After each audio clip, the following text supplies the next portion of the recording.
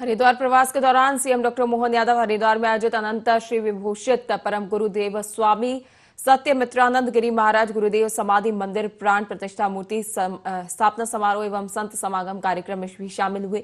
इस अवसर पर सीएम डॉक्टर मोहन यादव ने संतों से आशीर्वाद लिया और कहा कि संत मध्य प्रदेश में जो भी प्रयोजन करना चाहते हैं उनका स्वागत है।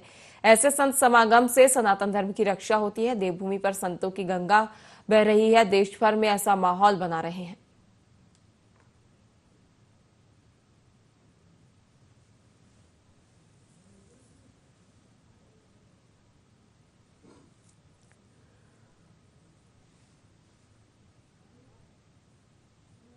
संत जिस प्रकार से अपने जीवन की धारा तय करने के लिए आगे बढ़ते हैं और वो भी उस धारा जहां उनको शंकराचार्य जैसा नाम दिया तो भी शंकराचार्य के पद के बारे में भी निर्णय कर लिया कि कोई जरूरी नहीं। लोग कल्पना करते कि जीवन में कोई एक बार शंकराचार्य बन जाए तो वो शंकराचार्य का क्या पद है, क्या महत्व सनातन संस्कृति में किसी से छिपावा नहीं।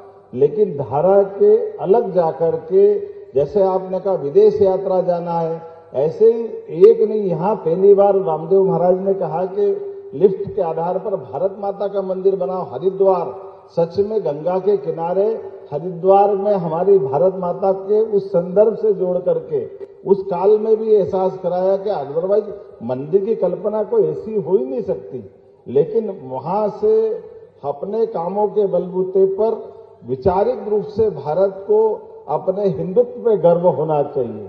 हिंदुत्व ही राष्ट्रत्व है। इस आधार पर कई प्रकार से उनने उपक्रम चालू किए और उसी आधार पर जब मध्य प्रदेश से भानपुरा पीठ से संबंध आता है तो मध्य प्रदेश के मुख्यमंत्री का आना समसामयिक भी हो जाता है कि मुझे जरूर आना चाहिए। और अवधेशानंद जी महाराज साहब का भी वही साधना स्थल सोनकच्छ से आपकी यात्रा प्रारंभ हुई। मैं आपको भी प्रणाम करता हूं और इस अवसर पर सच में 2028 के कुंभ मेले के समान हमारे सिमस्त की तैयारी भी हम सब कुछ कर रहे हैं और उम्मीद कर रहे हैं कि आप सबके माध्यम से सनातन की ये धारा शाश्वत रूप से बहती रहे।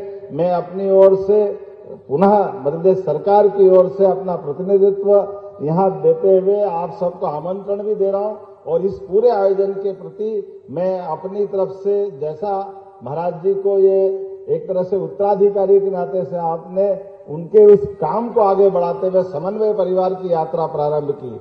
सच में ये मैंने प्रारंभ में कहा कि महाकाल की यात्रा, काल अर्थात जीवन के प्रत्येक क्षण में सदकार्य करते हुए, सद प्रेरणा देते हुए महाराज जी ने जो अपना जीवन पूरा किया, सत्यमित्रानंद महाराज सदैव हमको स्मरण रहते रहेंगे।